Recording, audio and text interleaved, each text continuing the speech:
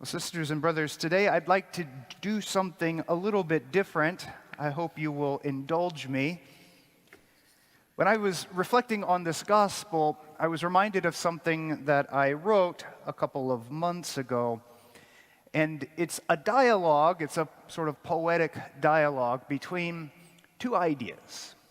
The idea of the materialist, the person who doesn't believe in God, only believes in the material world, in a person of faith. And the reason I was reminded of this is because Jesus points out this fact that everything hinges, first and foremost, on the love of God.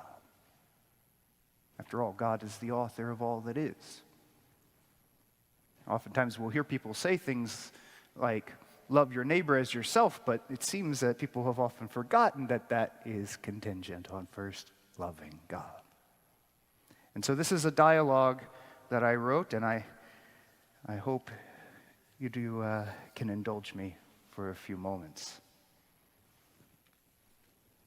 Fool, where is your God? The wise man said to me, where is your God? Mighty is the genius of man.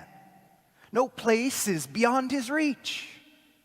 Insatiable is his quest for knowledge. Ceaseless is his search. Brilliant are his probings, and unmatched are the work of his hands. Man has plumbed the depths of earth, laying bare her secret treasures. Down he descends the pit of the world, and has found no hell below. To the highest peaks he has climbed. Trudging snow and thwarting danger, he scales the steps above, and no Olympian has he found. Bold is the heart of man, for he has soared the realms of heaven and pierced the open skies. Yet no angel choirs have blessed his ears. Far beyond the ether has he wandered, so great is his intrepid spirit. So much he lusts for what was once beyond him, he has visited Artemis herself. The foot of man has trod upon her face and found naught but rock and desolation.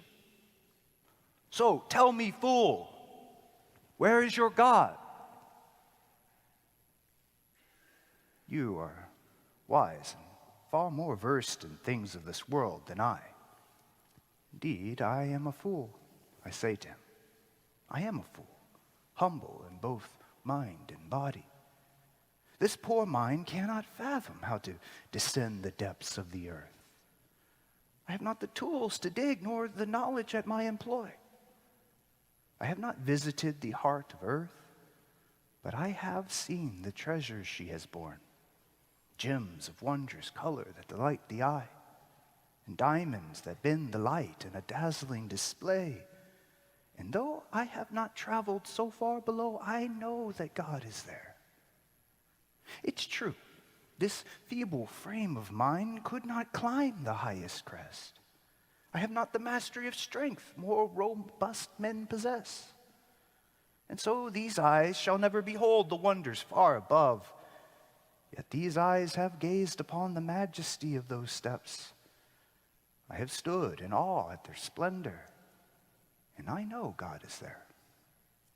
Certainly this simple mind knows not the secret workings of this world, or how man might defy the earth and soar among the clouds. Yet I know the angels dance among them. I may never walk the moon, or glimpse the earth from afar, but what a wonder to behold it must be. Surely God is there. For in all these things, I see the footprints of our great King. In their elegance is shown his simplicity. In their workings is revealed his genius. Their vastness proclaims his power, and their beauty sings of his love for man. Fantasy! Fool, mere fantasy, I say. For naught can be said of what is unseen. No truth is found in mere passions. The mind of man has the power to shrug off such superstition. Cast it off, I say, cast it off. Free yourself from such chains, and you shall be all the happier for it. Seek the truth. Rid yourself of this delusion. Cast off my God, you say, and my spirit shall find rest? Yet, in all your glorious praise of the wanderlust of man, has he ever found what he seeks? Has his adventure found its treasure? Has his flight among the stars untethered him from his mortal coil? Has his plunder of the earth dampened the fire that burns within him? In all his searching, has he found succor? In all his conquest, is he still not a mere pilgrim in this life? Yet you are not far from him, I tell you. You're not far indeed. For the Lord of all is near to the restless heart of man. A heart, you rightly boast, is ceaseless in his search. Seek, and you shall find him, dear friend. Knock, and the door shall be opened, and he shall rest in you. Fool, where is your proof? For I hold to nothing that cannot be measured. There is nothing to know that cannot be counted. No happenings that cannot be observed. There are no unseen forces but those that govern the earth. All is cause and their effect, poor man. Those mountains you shall never climb, the mind of men can tell you how they came to be. Those precious riches from the earth, mere pressure and time, that's all. That majestic span of space beyond heaven, nothing but void, revealing the paltry size of earth. So again I say, where is your God? What proof have you for your fable? You are right. All things have their cause. Likewise, their effects are plainly seen. So I will tell you this. Once, I was a sinful man. Pride reigned my heart. Vice bound my mind and led my eyes to wandering, my feet to stumbling, and hands to wicked ends. My soul thirsted, yet the cups of earthly pleasures left me dry. I was a prisoner within a cage all my own. Yet the Spirit of the Lord found me searching. The prideful heart he seared away. The light of his word cleared the darkness of my mind. His mercy healed the wounds I bore, and his grace shattered the chains that bound me. Freedom I have found, and a ceaseless wellspring refreshes my thirsting spirit. I once was a prisoner in this land, bound by their effects. The causes of my thoughts, my desires, and indeed the causes of my very life, all of them once laid beyond me. The forces of this world pulled me this way and that. Yet by the grace of the Lord of heaven, such tempests rule me no longer. For now I dare say the cause of my actions is my own. For the Spirit of the Lord dwells within me, the Spirit that governs all. Indeed, it is the cause of all. This freedom is his effect, I say, and his love is my cause. The Spirit of freedom has humbled me, for so small a creature am I before his royal throne. Yet exalted too do I find myself. For once I went as the wild winds blew, tossed about by the waves of passion, and led by the powers that govern the earth. Once I roamed in darkness, my own self concealed from my sight. Not so any longer, not so. I have found liberty from this world's tyranny. Light has dispelled the gloom of shadows that once engulfed me, illumining a clear path from listless wanderings. A clarion call for ears that have been opened. Here is your proof, wise friend. Let my spirit give its testimony. Foolish tales told to children. Daft is the man who does not outgrow them.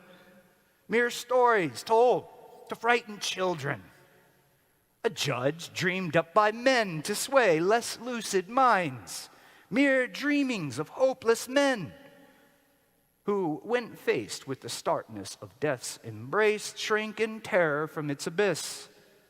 So fanciful the mind who crafted such an imaginary friend, one who promises you life when there is death, promises peace when the world is at war, comfort amid the world's interminable struggle, yet it is a lie, and in it you have been snared. To usher in your time of freedom, to build your life of peace and vanquish the dread of death, you must free the mind of man from such inane illusions. Stories told to children, yes, it is so. Would that I never grow so old as you and forget my Father's love. But lo, wise men, you have found your God. All praise and honor you have given him. He has the power to rise above his station. He has the light to dispel what is hidden from the eye. He has crafted himself an escape from his mortal peril. You have found your God, and he is man. For you say all things can be measured. There is nothing that cannot be accounted for. All is governed by the unseen and ever-present decrees of nature. Cause and effect, as you say, that is all. And yet, man in your own musings has shrugged off the laws that bound him. He scraped and clawed his way out from the muck and mire of earthly chains and found freedom in his own self. He has made himself a god, supreme over the heavens themselves. Oh, how high is your esteem of man, the one mortal creature not bound by such forces. You have found your God, and he is man. Not so, fool, not so. Man is no God. He too is bound by the laws of all. While yet a mystery, his inner workings still have been set. His way is led by the world's decrees, ever impressed upon him are its statutes. Freedom is a lie as well, as deep-seated as your senseless faith. For man himself is but dust, dancing on the winds of time. It's untrue to say he is free from the laws that govern all. Man himself is an illusion, a phantom caught in his own imagining. From the grimy soil he crawled, and back he will go once more below.